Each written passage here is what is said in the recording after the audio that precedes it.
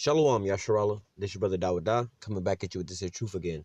First and foremost, I want to give all praise unto YAHAWAH, BAHASHIM, YAHAWASHI, BAHASHIM, RAKAKWADASH. Double honor to the apostles and elders of great millstone that taught us this truth and that rule well. A salutation and much love for you, Aki, and pushing this truth and sincerity in the four corners of the earth and enduring afflictions to feed and edify the elect.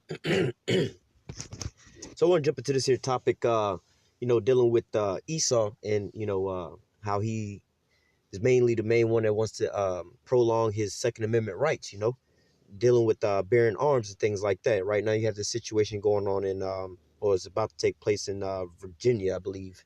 All right, January 20th, where they're trying to basically take these weapons away from Esau, right? But nevertheless, some people will look at it as, in one sense, just like a lot of these other countries that you see going on where these governments are killing the people or whatever, whatnot, so-called, it's Esau, they're doing things like that. But nevertheless, in a lot of these countries, right, you don't really have, it's not legal to have guns, all right? So, a lot of these different countries, a lot of people already live like that. But nevertheless, and then one thing that stops these things from happening, like your government coming down on you, is the fact that you can protect yourself, all right? Because, contrary to the mindsets of a lot of people here in America, they believe that, oh, we don't need guns, we can just call the police and the police will help us. Well, what happens when the police is your enemy and everybody else is your enemy, or 911 don't work? You have to be able to protect your own self, and that's where a lot of, that's one end of the spectrum of it, you know what I'm saying? But nevertheless, now we don't promote violence or having no physical weapons or nothing like that, because obviously, like the scriptures say, the weapons of our warfare are not carnal, all right? We have spiritual weapons, all right? But nevertheless, dealing with this here situation, like I said, some people will look at it in that sense. Well, we need our guns to protect ourselves from a, tyranny from a government, and I believe that's how it's actually written in the Constitution or whatever. But nevertheless, when you actually see these damn Edomites bugging out over this, it's a whole lot deeper than that, It's a whole lot deeper than the fact of the matter. They just want to protect their Second Amendment rights, and they're scared of government tyranny and so on and so forth, which, like I said, it kind of makes a little bit of sense. Like, all right, well, shit, you got to have something to protect yourself. You can't always depend on the damn devil to protect you, even though he the one coming down on you, But nevertheless, like I said, it's a lot deeper. It's a little more spiritual than that, But nevertheless, you've heard the term, I got my God-given right to bear arms. You can have my gun if you pry from my cold, dead hands or whatever, whatnot, Now, this is something that Esau always is talking about and always is saying whatever, whatnot, But nevertheless, this was something that I was thinking about and just pondering on. It's like, damn, Esau is really going hard over them taking away his guns. And I'm like, they talk about martial law and so on and so forth. Us in the truth, we they know about martial law and everything like that as well. But, we in the truth, we know a little bit more deeper than that, dealing with like the King Alfred plan, Rex 84, Project Megiddo. Basically, all three of these different things, you can look it up. The King Alfred plan and King Alfred plan was basically, they wrote it in the law basically to round the so-called Negroes up and basically put their ass in they'd say nowadays FEMA camps, internment camps or whatever, whatnot, and just basically put their ass to death, Then Rex 84 was basically to add on to the King Alfred plan, which they added basically to the Northern Kingdom, the so-called Latinos and Native Americans to it, all right?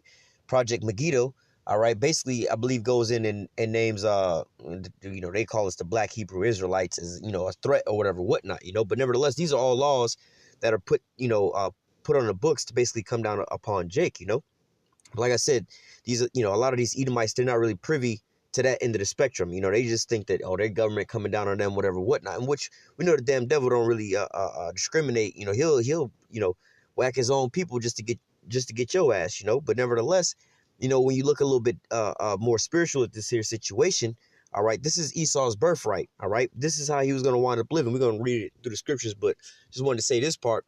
This is how he was going to wind up being able to live, man. All right, so matter of fact, let me just go ahead and read this. This is Genesis 20, chapter 27. I'm starting at verse 38. Now, just to give a little backdrop to what's going on, this is the time where Isaac is pretty much on his deathbed, and he's about to bless his two sons, give them their inheritance, right? Now, some people would say that Jacob tricked Isaac and, Rebecca was in on it, whatever, whatnot. But you got to go back to Genesis 25, where before the children was even born, it was prophesied that the elder shall serve the younger. All right, so basically, it's just the Most High will is being played out. It's just the confusion is how it was going to be enacted, But nevertheless, we're going to start reading here actually at verse 39. Well, I'll start at verse 38. Genesis 27 to 38. And Esau said unto his father, hast thou but one blessing, my father? bless me, even me also, O my father. And Esau lifted up his voice and wept. All right. Because see, like I just said, Isaac was on his deathbed, and Rebecca dressed Jacob up and sent him in there with the venison or whatever whatnot, while Esau was out in the field hunting for venison to bring back to his father. All right, Jacob was sent inside of there, and he wound up getting a blessing, right? So, which again, that was all set up and ordained by the Most High. Prophecy is just taking place, right? Now Esau coming in there, all right. Now he's in here crying for, hey, matter of fact, in verse 38, like I believe, what is that, Hebrews 12, and I want to say like starting in verse 16, talking about there was no place of repentance found for Esau, though he sought it carefully with tears. This is, hey, him over here crying about this situation right now, man. All right, verse 39, and Isaac his father answered and said unto him, behold, thy dwelling shall be the fatness of the earth and of the dew of heaven from above. So, we can go up and read a little bit further up where where Isaac is actually blessing Jacob. All right, now both boys basically got the same blessing. All right, they both was going to have rulership and dominion over the earth. All right, but Esau's rulership would be a temporary rulership, and Jacob's rulership would be basically a forever rulership, a permanent rulership. All right, and that's pretty much, that's what we waiting on, the kingdom of heaven. All right, like Second Ezra say, Esau is the end of the world and Jacob is the beginning of it that followeth. All right. So Esau is in his time frame right now where he's ruling the earth. All right. So going to verse 40. All right. So now Esau, we could also read this in the book of Job, chapter 9 and verse 24, where it says the earth is given into the hand of the wicked. All right. Now the wicked is Esau. I believe that is what Malachi chapter. Let me grab that real quick. Malachi. What is it? 1 and 4. Yeah, this is Malachi 1 and 4. It says, whereas Edom says, we are impoverished, but we will return and build the desolate places. Thus saith Yahawah of hosts, they shall build, but I will throw down, and they shall call them the border of wickedness, and the people of whom Yahawah have indignation forever. So, real quick, I just quoted this. Let me go there too. So, we know that the border of wickedness is the Edomites, all right? Job 9 and 24. The earth is given into the hand of the wicked, all right? He covereth the faces of the judges thereof, if not where and who is he? All right, so dealing with Esau, the earth was given into the hand of the wicked, right? So as we go back to Genesis 27, all right, verse 38 or verse 39, it says, and Isaac his father answered and said unto him, behold, thy dwelling shall be the fatness of the earth and of the dew of heaven up from above. So again, like I was just saying, Esau has a temporary rulership, all right? Now, the earth was given into his hand, but it wasn't just like, one day, one of these Edomites woke up, or fuck it, we know where it started. It happened, shit, you can start out, what is that? Maccabees 1 and 1, all right, where it says, and it happened, all right, and that's what it's talking about when it says, and it happened. That was when the earth was given into the hand of the wicked, all right. Now, as you follow off reading that, it says, and it happened when Alexander, the son of Philip the Macedonian, all right, basically that's the whole situation right there, Philip the Macedonian, right, with the follower of who you call Alexander the Greek or the Great, he wound up wanting to go to war, but he wound up dying off, and his son Alexander, all right, we call him Alexander the Great, he wound up going forth and conquering, all right. Now he wound up subduing, how you would say the known earth at that point in time, the vast majority of that side of the planet over there, all right. But nevertheless, in a short amount of time, he wound up dying, all right. Then after that, I believe he only wound up living like 12 years since he went on his little rampage, his little raid, But nevertheless, from there, his four of his really it was five, then it turned to four of them. His top generals, the kingdom was divided up into them. All right, that's where it says, they put crowns on their heads. First of all, it says that they divided his kingdom while he was still yet alive, dealing with Alexander. All right, he split up the rulership into at that point it was five, but then it went down to the four. And it says that they put crowns on their heads and then on their children's heads after them. All right, and it also said that wickedness was multiplied on the earth. All right, so this is basically where it's going into about. Basically, the earth was given into the hand of the wicked, all right, and like I just quoted, where it says, and it happened. So this is the beginning half of Esau taking over. Now, first of all, going back to Alexander the Greek, all right, at the beginning of all this, how did he wind up conquering every damn thing, man? All right, how, and just from him to his four generals afterwards, and then so on and so forth, all the way down to where we at today. All right, like I said, or I was about to start saying, it wasn't that Alexander the Greek woke up one morning, you know what I'm saying, and You know, the Most High came to him or whatever, whatnot, and said, all right, and this day the earth is given into your hand. You know, and some crown fell out of the sky, you know, and the whole, you know, no earth over there all witnessed this, and the crown fell on his head, and everybody just bowed down unto him, and that was it. You know, he didn't go and make peace treaties and trade deals or none of these types of things. You know, he didn't marry into certain families or whatever, whatnot, until he wound up being up on top. No, none of these things wound up happening, all right? I'm going to read verse 40, Genesis 27 and 40. It says, well, let me go back to 39. And Isaac his father answered and said unto him, behold, thy dwelling should be the fatness of the earth and from the dew of heaven from above. So Esau started coming up out the woodwork at this point in time, all right? Now, we also know that there was a little fall, during the Roman Empire. Jake wound up coming up and reigning for a while, all right? But then, ultimately Esau came back, all right, in the Renaissance era and wound up subduing, finishing his subjugation of the planet Earth, all right? This is verse 40, Genesis 27 and 40. It says, and by thy sword shalt thou live, and shall serve thy brother, and it shall come to pass when thou shalt have the dominion, thou shalt break his yoke from off thy neck. All right. And now the point I wanted to grab here is at the top of this. It says, and by thy sword shalt thou live. All right. So basically, dealing with this here situation, again, how did he wind up taking possession of every damn thing? How did he subdue everything, get everything in his possession? It was wound up taking it all by the force of the sword, man. All right, so it was basically by the force of the sword, or modern days today, by the force of his military arm, But nevertheless, this is how Esau wound up subjugating and subduing the earth, man, putting everybody in the subjection up under him. All right, by the force of the sword. All right, at the edge of their sword.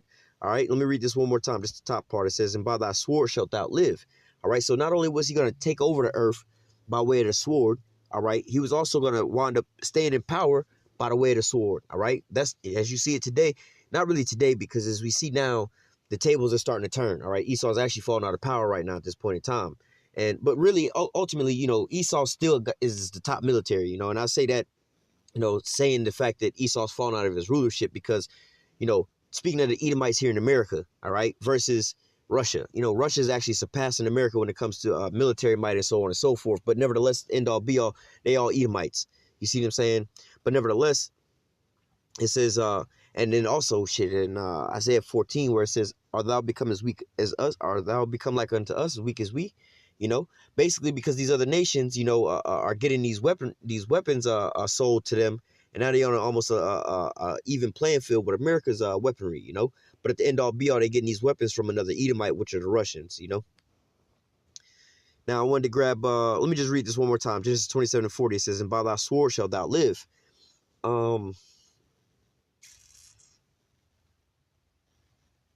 Something else that came to mind. Okay, let me grab this real quick before I go to my next precept. Habakkuk 2 and 5. It says, yea, also because he transgresses by wine, he is a proud man, neither keepeth at home. So he's not gonna stay in his, this still speaking about Esau, he's still not gonna stay in his own inhabited place, like inside his own borders, man. Most High gave everybody a land and a possession to have their own possession with, But Esau never gonna stay at home, man. His ass got to be in everybody else's country trying to meddle with their situation. Think of it today, man. Right now, this very day, man. Esau's not gonna keep his red ass here in America and dealing with America and their business. You got civil war uprisings. You got a dividing the nation over this Donald Trump situation. Financial woes, you got, illnesses, depression, gun violence. You got all kind of crazy shit going on here in America right now. But instead of trying to fix that, and all the same problems that you go over to these other countries with, you got all the same problems here, man. I remember they was, the beginning of like this time last year, all right, they was talking about they was still talking about going into Venezuela, because Nicolas Maduro is starving out his people. It's a corrupt government. They're not paying down to their people, whatever, whatnot. But at the same time, these goddamn hypocrites over here had to shut down the damn government spending. All right, I forgot what it was that Donald Trump was basically holding people hostage over. But nevertheless, you know what I'm saying, with the government spending, not just the shit that they buy, like military things and so on and so forth. You have what they call governmental assistance programs, with the food stamps and public housing and so on and so forth. The main thing was the food stamps. A lot of people was worried about not being able to get their food stamps because the government was shut down and there was no financial money being set aside for the government. All right. So, hey, these hypocrites, the same shit that they talking about, Maduro starving his people out.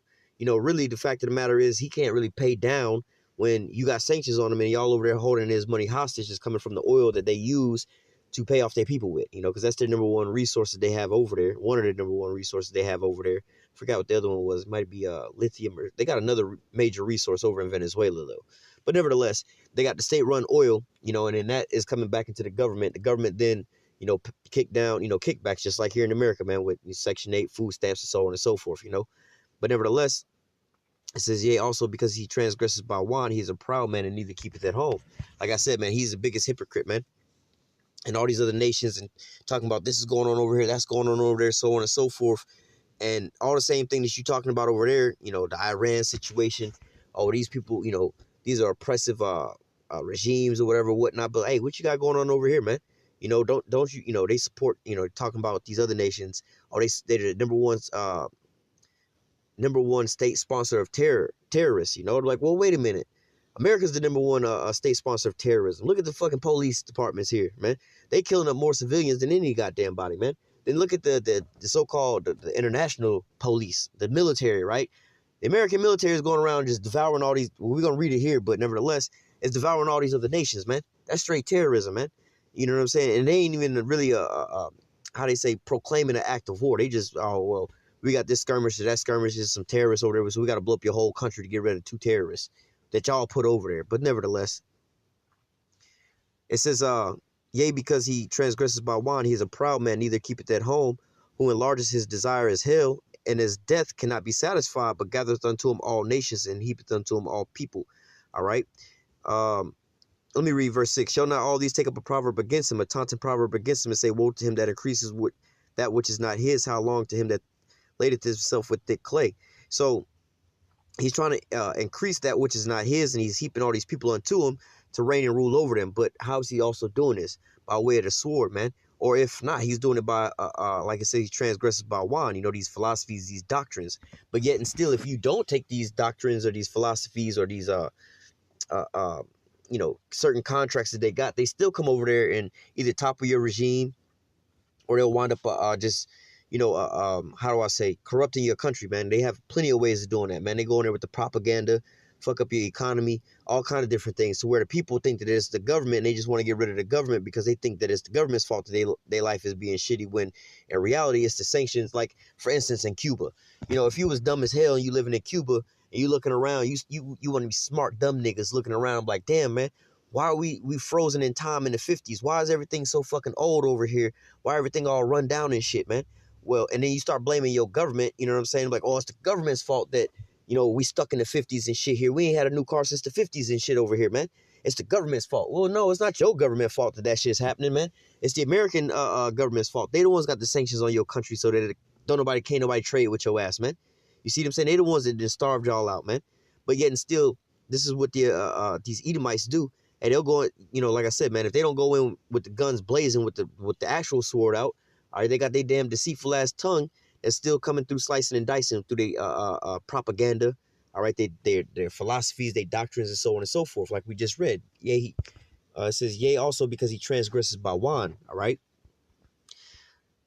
It says, verse 7, shall they not rise up suddenly that shall bite thee, and awake that shall vex thee, and thou shalt be for booty for them. Because thou hast spoiled many nations, all the remnant of the people shall spoil thee, because of men's blood, and for the violence of the land, and of the city, and of them that dwell therein. Woe to him that covet an evil covetousness to his house, that he may deliver his nest on high, that he may be delivered from the power of evil. Thou hast consulted shame to thy house by cutting off many people, and have sinned against thy soul.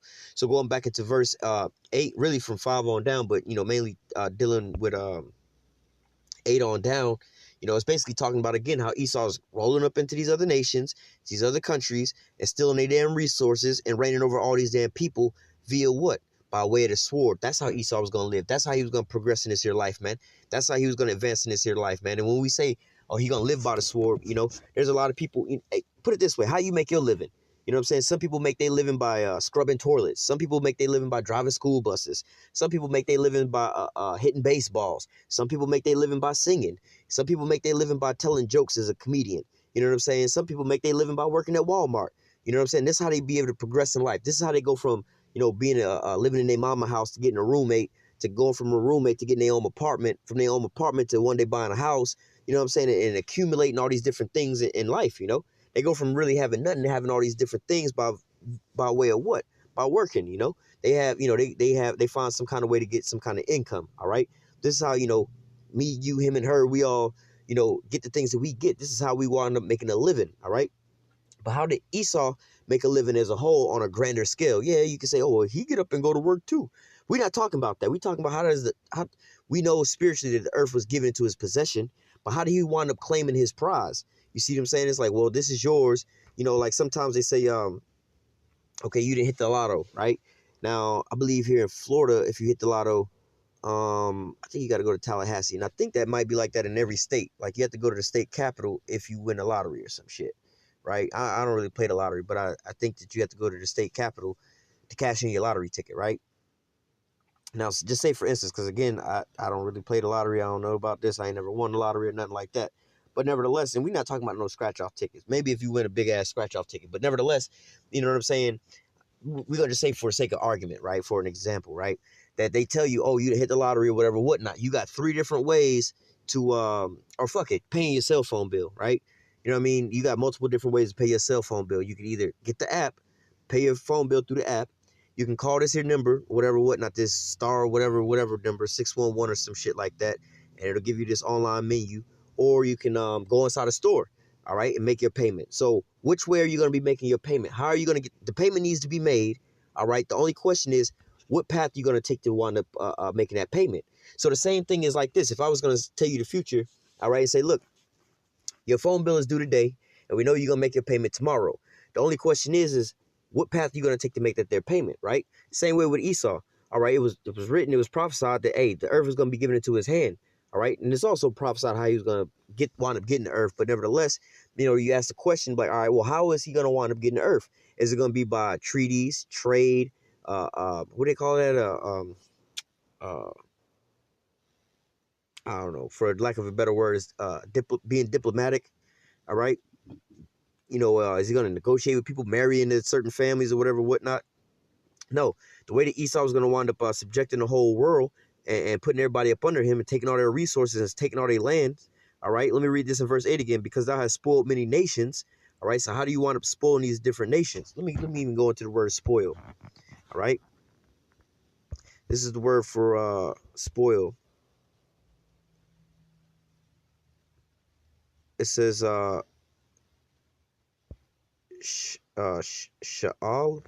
All right, sha'al.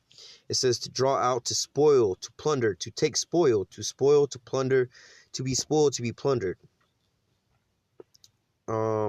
Says in a Strong's definition, to drop, to strip, by implication, to plunder, let fall, make self a prey of purpose, make a or take a spoil.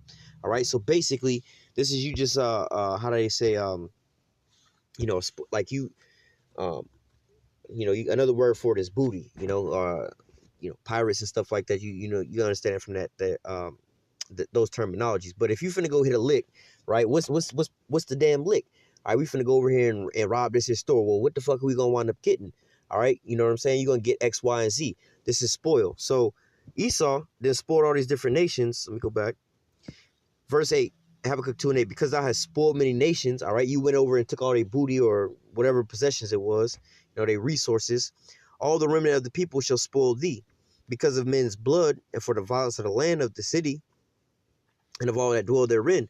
So how did these men's blood wind up being spilt? All right, it tells you right there, for by, you know, the violence of the land. All right, so Esau violently took away these resources, these lands, being violently and spilling people's blood via the sword. This is how he was going to wind up living. All right, it says verse 9, woe to him that covet the evil covetousness to his house, that he may set his nest on high, that he may be delivered from the power of evil. Thou hast consulted shame to thy house by cutting off many people and has sinned against thy soul. So how did Esau wind up cutting these other people off? Did he just ignore them all? No, he wound up basically using a sword against their ass, man. All right, by either the threat of military might coming down on you, or physically just bringing that military might down on you, man. You know, especially what was that, World War II, where America got thrown into the superpower status after dropping those atomic bombs, man. All right, because basically, you know, you had in World War I, America wasn't really a superpower. America wasn't a superpower, you know, and really America wasn't really a superpower in World War II. You know, they wanted to be dropping those bombs at the end all be all, you know. And, you know, you go into the history of that, you know, America got into that war kind of late, you know. But nevertheless, you know, by the threat of that sword and that military might, man, this is, you know, and also coming down on these other nations or whatever, whatnot, put fear into these people's hearts, you know, because they say, oh, shit, he didn't just bomb the shit out of Vietnam or wherever, you know, Esau just bombed the shit out of these places, the Middle East and so on and so forth. We don't want that shit to happen, you know. We pull up out of this IMF treaty, then Esau gonna come down with that damn sword, you know. Look here. Let me go from there to Revelation chapter 6 and verse 4. Now, let me go back to Genesis 27, verse 39. It says, verse 40, Genesis 27 and 40, just reading the top part, it says, and by thy sword shalt thou live. All right. So now, and a little deeper than this, you know, if you want to know, you know about, you know, if you understand reincarnation, all right, Isaac basically is like the forecarnation of YAHAWASHI, all right? This is, you know, basically YAHAWASHI before he came as YAHAWASHI, right? So YAHAWASHI is the one who actually gave Esau this here blessing, all right? The sword, you know, he's the one that gave him the sword, you know, going back into the title, you know, I don't know how I'll title it, but your God-given right to bear arms, all right? Now, again, like I said, man, Esau, you know, I don't know if he consciously noticed or spiritually, it's just in his spirit, he just knows, like, nah, man, y'all take away my sword out, surely I'm gonna die out here. I don't got no strength, no power. This is it, man, you know?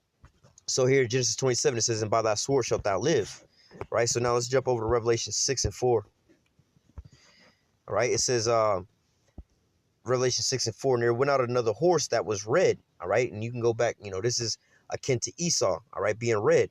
And power was given unto him, like we just read, well, not just read, but earlier we read Job 9 and 24.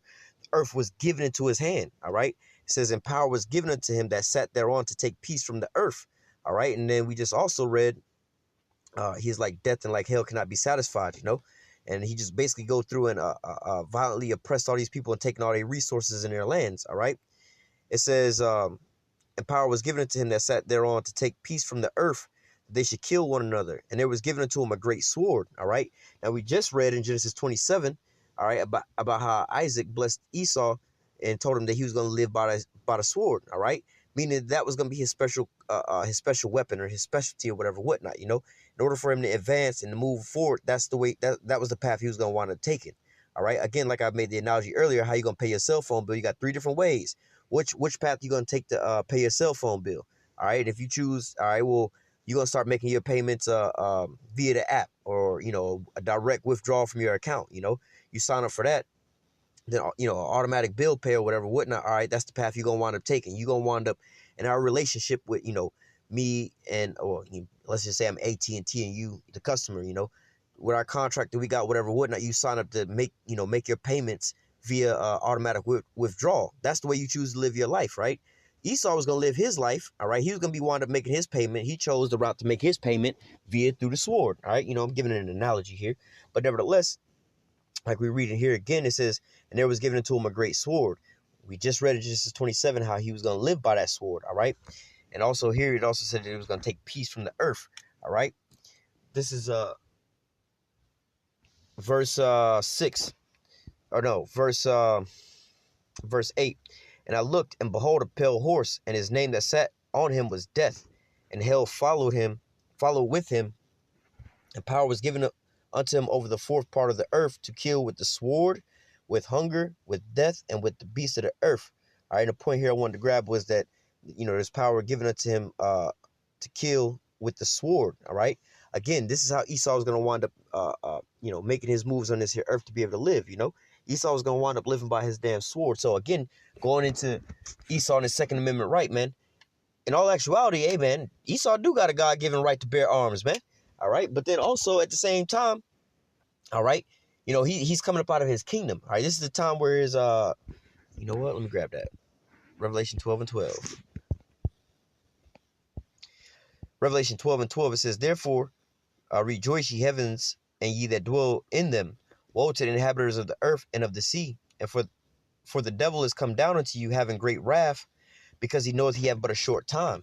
All right. And, you know, this is was, you know, kind of stirring up in a lot of these Edomites' minds, man. Now, we also know on a higher level with the government, the elites, and so on and so forth. We understand about that, and they want to get this new world order in and trying to upset prophecy and, get everybody microchip before the Lord come back, because like scripture say, if basically for the elect's sake, the Lord gonna come back on time, at least, again, like I said, or the scripture say, least time be shortened, no flesh will be saved. But for the elect's sake, the time is going to be shortened. All right, so what? Esau's coming down having this here great wrath. He got but a short time, and he's liable to go out there and kill every damn body, man. All right, but nevertheless, because why? He don't want to lose that damn sword, man. All right, because he know if he lose that sword, it's all over for him, Especially one of the big things that he fears, that Jacob's going to wind up doing to him, to Esau feared that Jacob's going to do to Esau what Esau did to Jake, in which we ain't going to do to you what you did to us, man. All right, the scriptures say we're going to do double unto your ass, man. All right, but nevertheless, in the carnal, and then that's all in the kingdom of heaven, when we get into the kingdom of heaven and everything like that, man. All right, but nevertheless, they're afraid of this on this here side, man. You know what I'm saying? But in reality, you have to understand this is Esau's blessing, man. You're not going to beat Esau in his blessing. All right, you're not going to outgun Esau. He did #1 gunslinger, man. That's his blessing, how he was going to live on this here earth, man. All right.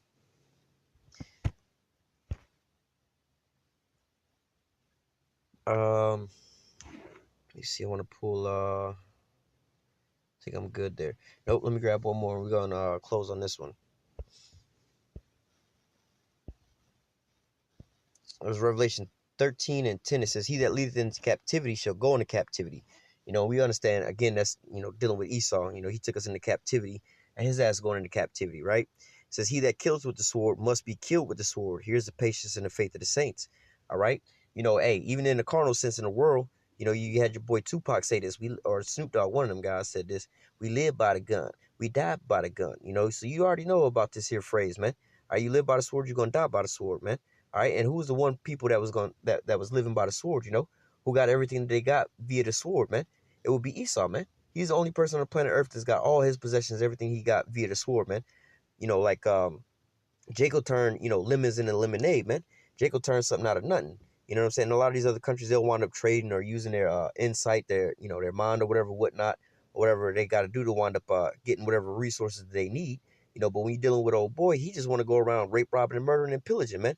He just want to take by the force of the sword, man. And this is how he wound up moving on this here earth, man. So just, to finish back off, it says, "He that killed with the sword must be killed with the sword. Here's the patience and the faith of the saints." Oh, so like I didn't even read the whole thing. Verse 10, it says, "He that leadeth into captivity shall go into captivity, and he that kills with the sword must be killed with the sword. Here's the patience and the faith of the saints." So again, going into that, that's the end all be all. He understands he has but a short time. All right, and he also knows that, hey, he lived by the sword this whole time. He knows he's gonna wind up falling by the sword, man. All right, his military might, his military arms, his military weapons, but ultimately that's how he's gonna wind up being subdued. That's how he's gonna be coming up out of power, man. All right, it's gonna be a fast fall, man. It's not gonna be a slow and graceful fall. No, it's gonna be a hard, abrupt fall, man. But nevertheless, this is, when you see these Edomites stirring up about this situation, man, you gotta kind of think, man. Whether they know it or not, man, they got their livelihood, their way of putting food on the table, more or less to say, how people say, again, like I made the example earlier, how do you make your living? How do you pay your bills? How do you put food on your table? Do you go to work and break up rocks, build houses or whatever, whatnot? That's the way you wind up living. All right, I make a living by building houses. I make a living by being a fisherman or something, whatever, whatnot. Playing golf or something, right? How is homeboy gonna wind up making his living as a global living? By the force of the sword, man. But as we read here, let me read it again. Revelation 13:10. "He that leadeth into captivity shall go into captivity, and he that killeth with the sword must be killed with the sword. Here's the patience and the faith of the saints." We also know that, especially really in all these times that Esau had been out, he been conquering these nations via military might, man. All right, and just invading that ass, man. But now, ultimately, in the midst of World War III, all right, all these things are gonna happen to Esau in the same token, man. You got this conglomeration with Russia building up, all right. Then you also got NATO and the EU, which is the beast. All right, it's gonna wind up hating the whore and burning her with fire, man. So as you see all these things starting to bubble up and boil over, also at the same time they're trying to push for Second Amendment rights to take away these damn guns from these Edomites and so on and so forth. These Edomites are also bugging out, man. Like I said, if you look into that January 20th situation and hear how they talking the rhetoric and whatever whatnot about them losing their damn guns, like, damn, homie, it's not that serious, bro. Like, you got a whole fucking full arsenal in your house, like you real life Call of Duty or some shit like that. holding 36 guns, or Grand Theft Auto, dog. You got like 36 fucking guns on you. You know what I'm saying? You can't use them all at the same time. How the hell you got a minigun, a rocket launcher, a AK, a sniper rifle, bro? You can't carry all that shit around, bro. For real. You don't even need all that shit, man. But nevertheless, this is what old boy has, man. He has a little trophy room and whatever, whatnot. But that's his way of life, man. That's how he gonna wind up being able to prevail on this here planet, man. He was gonna do all that via the sword, man. All right. And as we come into the end all be all of these things, and he's being taken out of power, man, you start to see him catch a hissy fit over him losing his, his blessing, man, which is the sword. All right. So I'm gonna go ahead and close out with that. Lord willing, this here lesson was edifying unto the elect. Until next time, I say, call halal Yahawah, Bahashim Yahawashi, Bahashim Rakakwadash. Double honors to the apostles and elders, the great millstone that taught us this truth and that rule well. And salutation and much love for y'all. I keep pushing this truth and sincerity on the four corners of the earth, and enduring afflictions to feed and edify the elect. Until next time, I say, stay strong. Shalom.